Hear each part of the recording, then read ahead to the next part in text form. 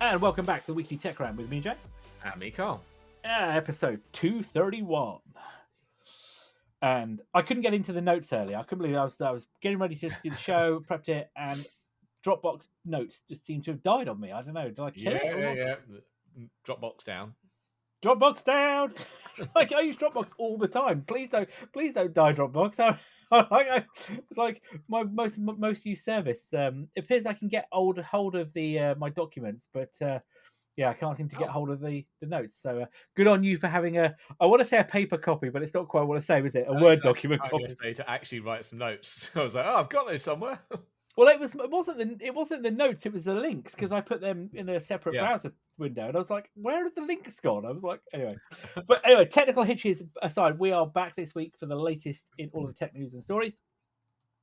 This week we got a few stories, mainly around kind of this AI bubble, and I don't mean the financial bubble, I mean the impact on component bubble. We got some stories. Yes. We've got some stories from Nvidia. We've got actually a couple of stories from Nvidia, Intel, and some rumors as well from the rumor mill. But before we kick off, let's have a chat about Cleared Hot then. So this is the game that we played in a kind of early access demo, was it a few months ago? Which is the kind of I want to say the spiritual successor to the Strike games, is it? That's the right way of putting it? Yeah. Desert Strike, Jungle Strike, the old games of our youth on the Super Nintendos and Mega Drives. It was, and it came out last week, didn't it?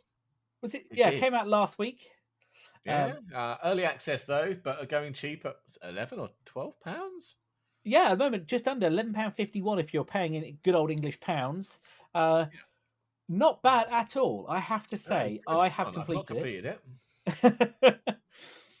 It's fun. I can't say another. It basically they said it is a good old throwback of nostalgia, but with modern physics, and sit back, relax, and blow stuff up is one of the announcements, isn't it? While humming the Airwolf tune. Yes, humming the Airwolf tune, because they dropped. What did they give us? Well, they gave us Chapter 1, didn't they? So Chapter 1 was into the Texas. So there's going to be 3 chapters. Chapter 1 is early access, so you get the Texas, what they call biome, or the Texas maps. There are 8 playable helicopters, progression system, 12 missions across the maps, and it's good fun. I cannot say otherwise. What do you think?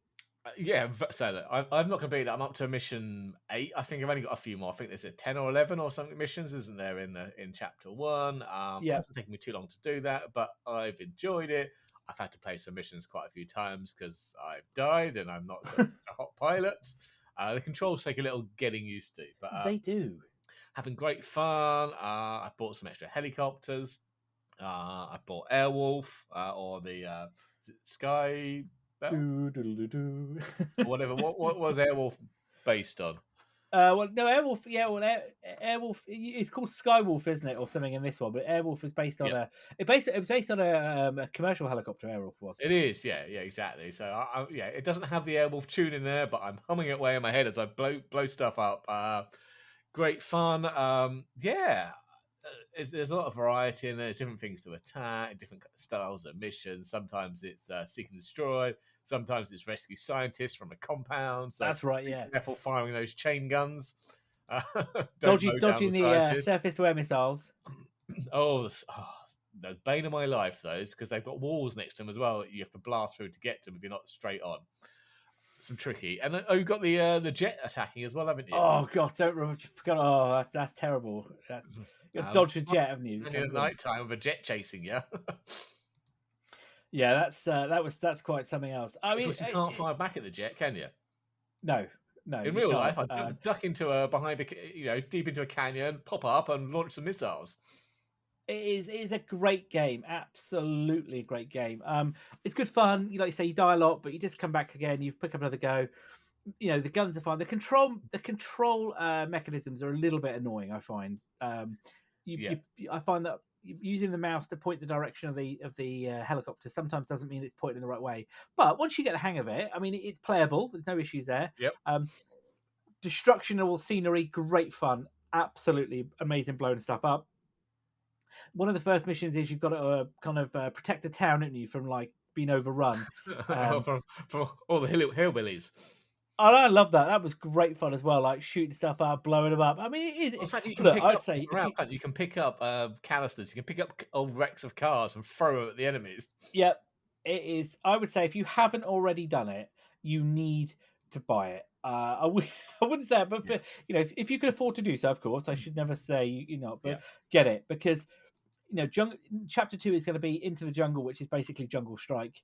Yeah. Chapter 3 is Urban and Arctic, which is basically what was that? Oh, what was there was Jungle Strike, Desert Strike. What was the other one?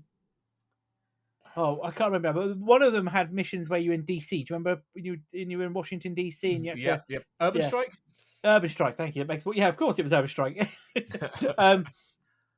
So Urban Strike. So I reckon that definitely get in there. So it is worth it. Get in there now. It's cheap and Yeah, get a great game. It is just to apparently say as playable well. on Steam Deck, Yeah, let's according say to Steam Steam. Deck. It's not Steam verified, but I've been running it on the Steam Deck. It plays fine. There's the odd slowdown, but nothing to worry about. Oh, there we go. Absolutely there. So yeah, that was it. I wanted to say absolutely great fun, fantastic game, and I would say it needs to be game of the year for Steam. It's just simple fun, isn't it? Really. It is. It's great fun. Microprose, I have to say, as the publisher, seem to have come back from nowhere, haven't they? They have. Microprose used to do I heard all they're the big. working on new Falcon game as well, aren't they? Yeah, they're working. They're working on a new Falcon game. Falcon 5. They've also got a new. They did a redux of B-17 Flying Fortress, and there's another one coming out soon as well, which I think was the Mighty 100s or something. Okay. Which is a brand new. I don't want to say remake, but a brand new version of B-17 coming out. So they've got a lot of games queued up, if it will. Some of them look a bit cheap when you look at it, but others, others are pretty good. So keep an eye out for that if you're into it as well. I did see, what was it called? I can't remember now. I can't remember. I saw it. I knew it out of my Steam list. I can't find out, but yes, definitely good. So Steam sale at the moment, isn't it? Black Friday, of course. I should say to our American friends and listeners, happy Thanksgiving for yesterday, wasn't it? The 27th. Hope you're enjoying the turkey feast and your long weekend as well. So on that note, all right, let's swing forward then. Let's talk about RAM and the lack of it. Okay, so let's paint the picture. Right, you've been to nice restaurants. You sit down and you fancy some seafood, and they've got the seafood board, haven't they, with all the market prices of the fresh fish you can choose from. Now let's replace fish with RAM, and not in a restaurant. That's an interesting one. Shop. Yeah. You want to buy some RAM? You now have to speak to a sales associate and get the market price for that day or possibly hour. That's what seems to be going down in the US at the moment. Crazy. Basically, AI again is sucking up all the RAM availability before it gets to consumers, because companies can pay a higher price than the consumer does. Basically, meaning it's in such short supply that when you want to go and buy it, the price is changing by the hour. Not great if you're trying to build a PC or upgrade it, is it? That's nuts. It is. I mean, look, I was looking at some of the prices. Okay, I bought 64 gig of RAM for my gaming PC, some Corsair DDR5 just over a year ago. Okay, nothing too fancy. £205 I paid for it. Right. Okay, 64 gig. Yep. Okay. Yep. Yeah, that was a reasonable price. I took that, went back to the same shop, found the same one. Guess how much it's going for now? I'm going to say at least 100% more, but I probably work more than that. I bet £740. Oh my for god! The same set, so nearly just like 3.5 times the price. That's insane, isn't it? I nearly fell off my chair when they're doing the research. I was like, no, I want to check some other stuff. I did some I don't have it written down, but I bought some DDR4 as well, SODIMM stuff, and that's doubled in price as well. That is just absolutely insane. 700. Jeez. Yeah, it is madness. I suspect that this is one of the reasons why we talked about the Steam machine, didn't we? Yeah. Last week, but there's no pricing yet. I suspect that's one of the reasons that RAM is going up and down so much that trying to nail down a price where they can actually make a profit is proving tricky. Well, yeah, because they're either going to have to swallow the cost to make it, attractive. But if they RAM, let's just say, I don't know, let's say I put 32 gig of RAM in it, and that's £500 or $500. that's going to skew the price massively, isn't it? In terms of what from a market perspective. But anyway, Microsoft apparently are going to have to raise the price of Xbox again to compensate for the RAM prices. Sony are okay though; they've apparently stockpiled enough RAM for the PlayStation 5 for at least a couple of months. But it's not just desktop and laptop and console RAM; it's GPU VRAM as well that's going up. And that kind of leads on to the next story, doesn't it? But if you are a board partner of Nvidia or AMD, for example, we're talking about Nvidia this time, but if you want to build a 5070 Ti to sell on to consumers, usually you'll go to Nvidia, you'll buy the chips, and the GPU die comes with the VRAM. So Nvidia sells it as a package, so that everyone gets the same kind of spec, etc. It's all within timings. Well, apparently, from a leaker, and I love these names, Golden Pig upgrade pack on Weibo. But he's quite reliable, apparently. So he is, but what a name! That's brilliant. Yeah, apparently they will only be selling you the GPU die going forward, and they won't be bundling the VRAM. So yeah, that's a headache for everyone, apart from Nvidia. So if you're a board partner now, you've now got to go and sort out contracts and supply chains with VRAM suppliers like Samsung and Micron that you might not have dealt with before. And I'm guessing you're going to be fighting with everyone else to get this RAM and paying a lot higher pricing. Before when Nvidia was doing it, at least Nvidia had economies of scale and pre-established relationships, so they were probably getting quite a deal. And I know Nvidia were probably charging a markup there, but most definitely. But I suspect these board partners, unless they've already got supplies in place, they're going to be paying quite a premium. Some of them might not even be able to get contracts. They're maybe too small. And this is what really worries me now, because we were talking the other week about the 57 the supercars were probably likely delayed, weren't they? Massively delayed. Yeah. And as we were talking, I'm very keen on getting a new board, and I now am thinking, what do I get? Because I really wanted the supers, absolutely that, but now I'm thinking, I was going to hold off, wasn't I? And but hang on, if I hold off now, the cost of boards, I mean, obviously for the ones that are in market, they're going to be expensive because there's going to be lack of demand price. Lack of stock. Do I go out and drop some money now on a 5070 Ti and bite the bullet? Because I'm not going to get a graphics card either way. I think you've either got to buy one now before that price hits, or probably wait another year. Yeah, but I think I hate to do it, but I think I'm going to have to bite the bullet. Yeah, I mean, I think I've decided I'm going to wait the year, but you're in a different position to me. You're running a 3070, aren't you? Only 8 gig of VRAM, so RAM is an issue for you. I think I would go and grab it now while you can.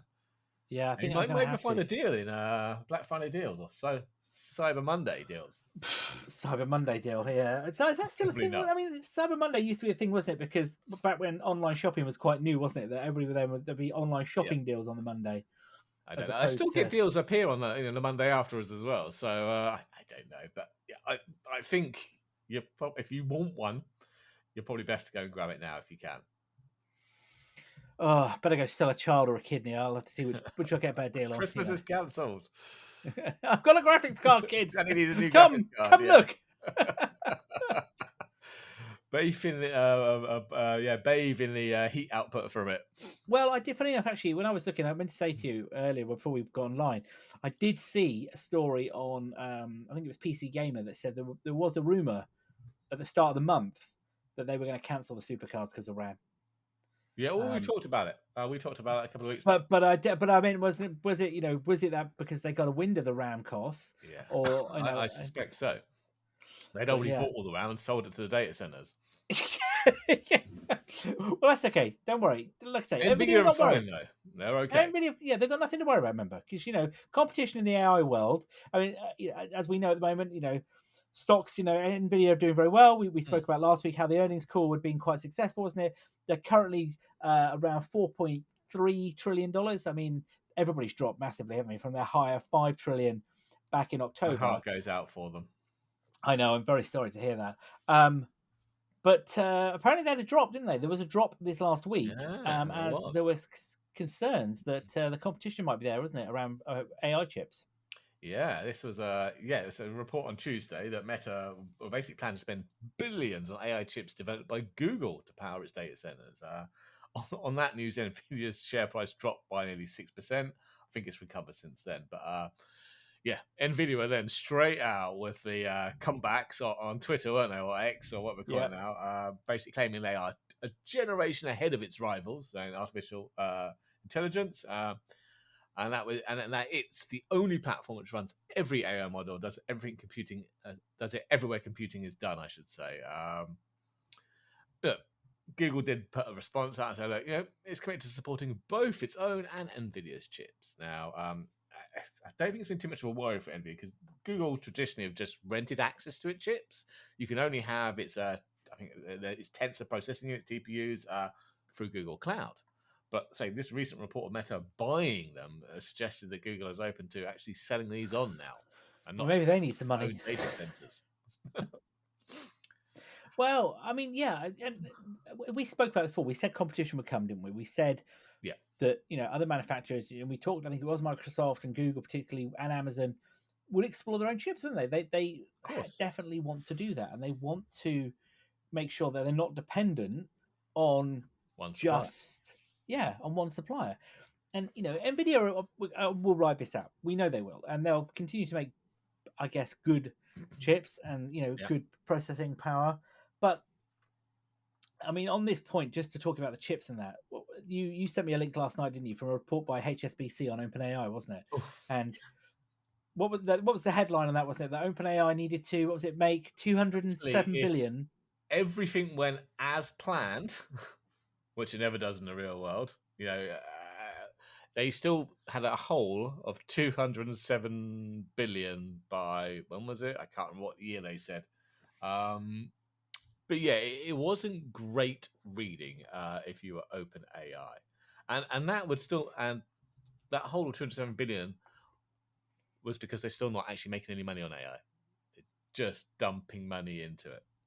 Well, as we said before, it's all of this kind of pyramid scheme, isn't it? Of paying Peter to pay Paul, robbing from Peter to pay Paul, going around in circles, and none of it's just some fake. It's just not real fake money. Accounting. It's not real money. Press releases and watch your share price go up or down. Yeah, and I think this is where people like Amazon and Google and Meta are going to be like, we want to get ahead of this, don't we? And they want to lock it down.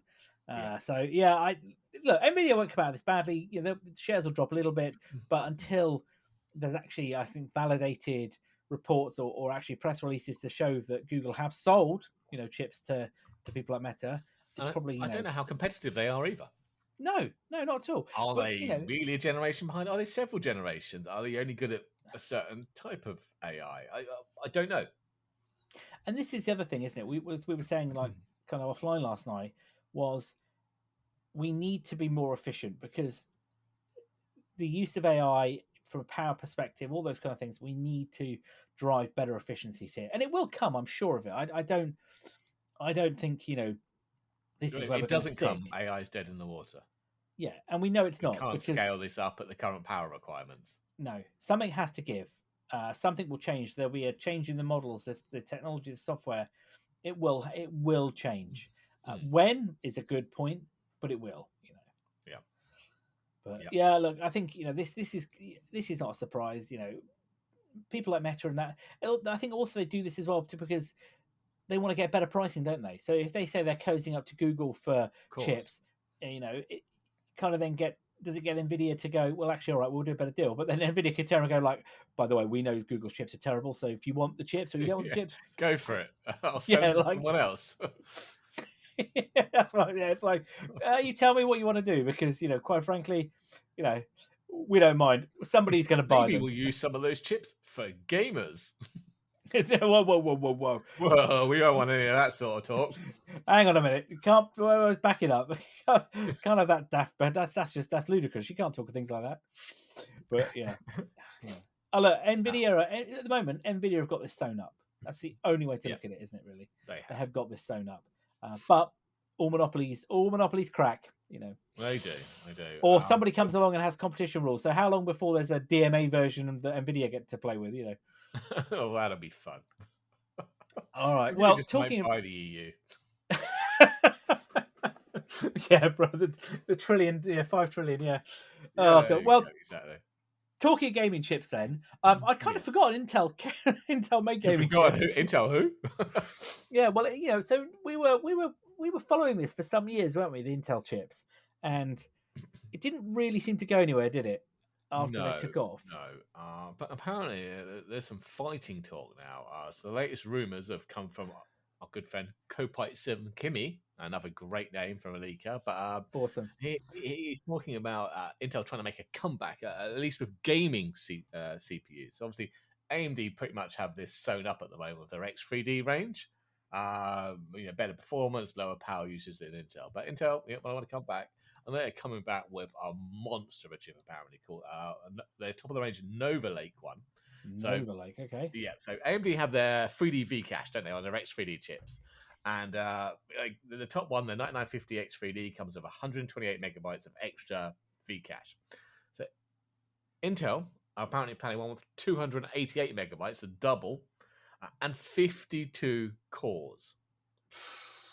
First, the 32 on the 9950 X3D. Yeah, so they've moved, and we talked about this before. They've moved to tiles, just like AMD did, chiplets, if you want to call them that one. And they're saying so their top end one will have 2 computer tiles, each with 8 performance and 16 efficiency cores, plus 144 megabytes of cache for each tile. And then there will be 4 low power efficiency cores located in the SOC tile to give you the full 52 cores. Now, I'm trying to get my head around this, right? Because if we take Intel's current top of the range, Ultra 9 285K, that has a power requirement of 250 watts. And in the real world, that quite often goes over that, and we've seen up to 350 watts in there. So if they're basically, and this one has 8 performance cores and 16 efficiency cores, less cache, but if they're basically looking to double this, are we looking at a CPU that could pull over 500 watts? I was just like, how much? Kind of motherboard going on there. Well, maybe, yeah. I mean, look, let's say they've managed to get new processor efficiencies. Let's say they've managed to get this down to 200 watts for each of those tiles. We're still looking at 450. Which is insane, unless they've made a revolutionary jump for Intel to kind of constrain this. Whoa. I mean, let's be honest. Intel and reduced TDP are not. It's not something that's happened for quite a while, is it? Oh no, sorry. Let's tell a lie. The 285K is better than the previous one because the previous one just ate like 400 out of the box, didn't it? Yeah, I mean that's just not that much, but you know what I mean. They made some efficiency gains, but I don't think they've made enough to maybe get a 52 core processor under 300 watts. I mean, the other thing we haven't mentioned here is the pricing on this as well. Well, yeah, there's no pricing. This will be insane.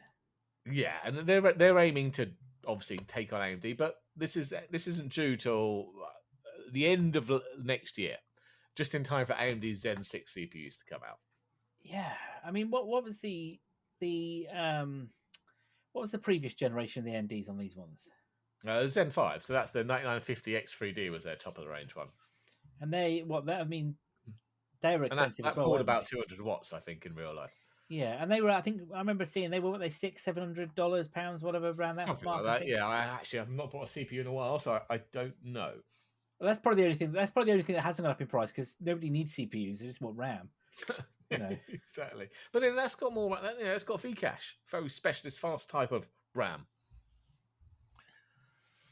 Man, crazy power there, really, isn't it? But I'm thinking that this is a £1,000 plus CPU, and it's probably plus the fact you're going to need a monster and PSU, God knows 2 kilowatt PSU to go with it, and then you won't be able to buy any RAM or graphics cards to put in it. So I hope the onboard graphics is great. Good luck with that. That's all I can say. Good luck. Yeah. So look, I'm interested. I'm always up for competition. Massively. Just realistically, can't see this being competition. Well, or maybe it is the fastest one, but at what cost? Yeah, but that's the problem, though, right? Isn't it? That the thing, though, isn't it? There will be some people that Yeah, some people will throw money, at top of the top. We know people like that. Yeah, of course. Yeah, Who will buy the top of the range, but if you're paying £1,000 for a motherboard and CPU from AMD, and Intel have got one that's 3% faster, but it's going to cost you £2,500. Yeah, Would you? I don't know. No, It'll be an I'm just interesting thinking. 2026 from a gamer perspective, I think. It's going to be a roller coaster. Yes, it is. Yes, it is. Yes. Well, okay. On that note, let's go over to. All right. So, a couple of rumors then. First off, then, is this, which is the rumor that's come around, is that around this new low-cost MacBook could now be launching in Q1. So this is the rumor that started a couple months back around this not mini MacBook. That's what I'm saying. A 12-inch MacBook with an A series chip, wasn't it? That kind of came out. But now the rumor is coming out, which was coming from an investor note, isn't it, from analyst Jeff Poo? Yep. Saying that Apple's going to kick off Q1 of 26 with 3 new low-cost products, which is the 17E, the low-cost MacBook, and an updated base iPad. So around mid Q1, so that's basically March then, isn't it? March or February, I guess. March or February. The MacBook's the interesting one, isn't it? This is the one we suspected would be a replacement for the original lightweight 12-inch MacBook. Running an A18 Pro from the iPhone 16 Pro. Now this is where it gets confusing. We've heard rumors of 12-inch. The latest one from Jeff says smaller than the MacBook Air's 13.6-inch screen. Well, 12-inch is definitely smaller, but it doesn't sound like it's saying 12-inch. That sounds like maybe we're going to get a 13-inch. Price is well under $1,000 apparently. And he said potential colors are silver, blue, pink, and yellow. So some interesting combinations there. But this is where it gets a bit interesting, because then what point do you buy that or buy a MacBook Air? So if the MacBook Air was supposed to be the smallest one and gave you all of those benefits of a smaller device, etc., etc., etc., what are you gaining here beyond it being a budget device? And that's probably the only thing I can think of. Yeah, I mean, look, okay, smaller than 13.6. Do we think it get down to 12? Possibly not. Maybe it's going to be 12.5 or 13-inch. But the selling point is really going to be it's less, well under $1,000. So we're not thinking A19 chip then that's used in the iPhone. I mean, it's been all along. It's an A18 Pro. Yeah. Well, look, I said before, I was super impressed by that first rumor when it came out, because I was like, yeah, I'd love that. Give me a small MacBook, decent one for traveling, when I don't need enough to do some office work, watch some movies, browse the web. Exactly. But if this is budget, let's Apple. Okay, I'll rephrase that. Apple don't do budget, but if this is underpowered, then I don't know. Are we talking well under £1,000? We're talking Mac Mini price. Yeah, possibly £600. $599. Yeah. I mean, if it's $899, probably still for an Apple, that's not bad, is it? Given you got the screen. What's the Air Starter though? Doesn't the Air Starter? I'd have to look it up. I can't remember. MacBook Air pricing starts at or is it Apple shopping event? £999.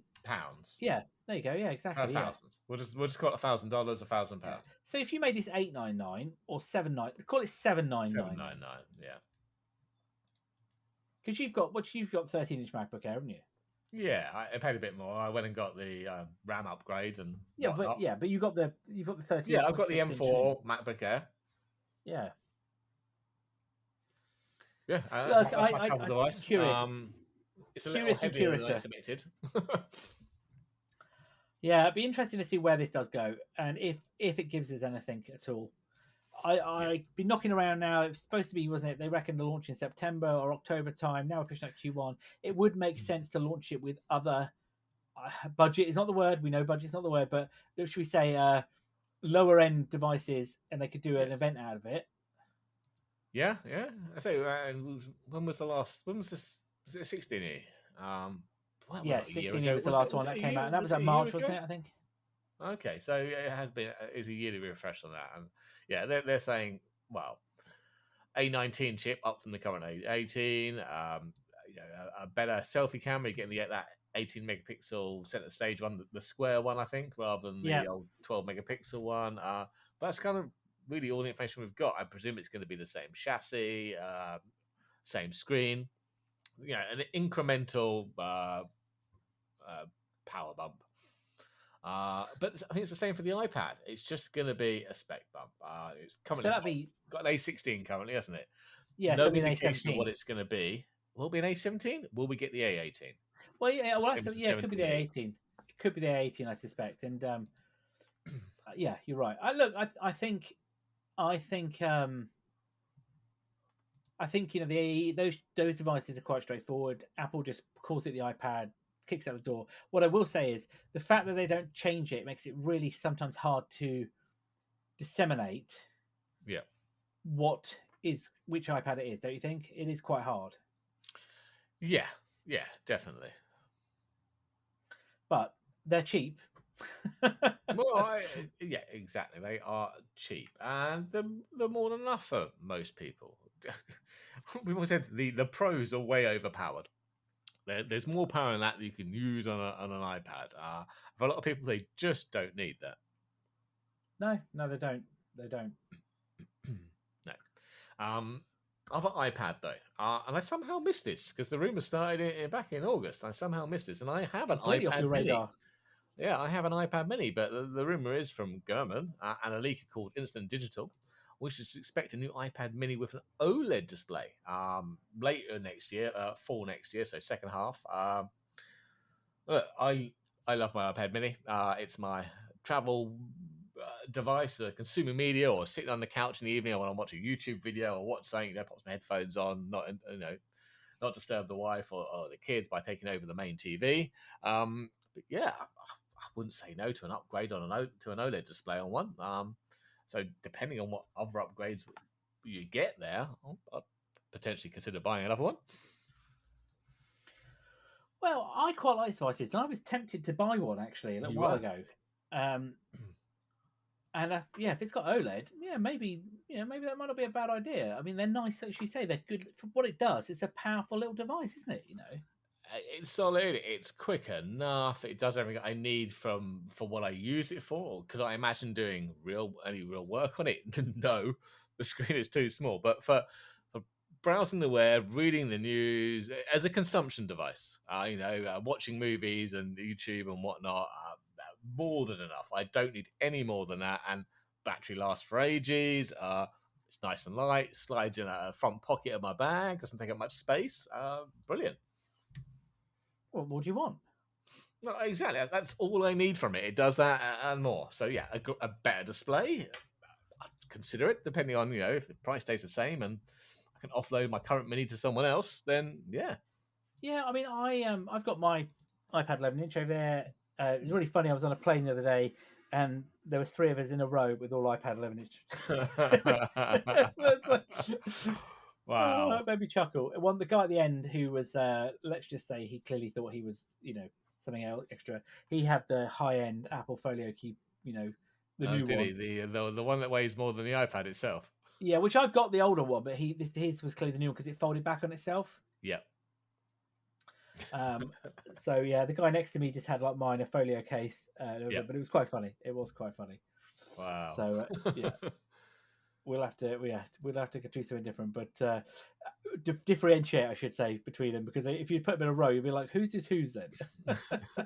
Please write your name on the back. Yeah, but no, very good. Look, great devices. Like I say, they are good value for money, great screens, good connectivity. What more do you want really if you want a decent iPad? No, exactly, yeah. Right, well, that's probably a good place for us to wrap up for today then. Right, we'll be back next time with episode 232 and with all the latest tech news and stories. And then we'll probably get a couple more episodes in before we break for our Christmas or holidays, however you celebrate or take time off for the year. And we'll be back in the new year. But more on that on the next show. We'll give you a rundown of what our schedule is going to be and when our shows will be coming out over the Christmas break. And we're gonna have our end of year wrap up again. I think, aren't we? We usually do that, don't we? I think so. Yeah. And then of course, before you know it, it'll be CS again. Oh God! Yes. There'll be nothing to show because no RAM available. But nobody had afforded it. No, that's a very good. I bet you what? How much AI slop are we going to see in that? Oh dear, oh dear. It's going to be ridiculous. It'll be AI everything. If it hasn't got AI, you don't come to CES. No, that'll be the rule, won't it? All right. Well, on that note, then, of course, you can find us at techrant.online, wherever you get your podcasts from. We're there as well. Plus YouTube. Please give us a like. Tell us what you think. Always interested to hear your comments and thoughts. So I've been Jay. I've been Karl. Have a good one all.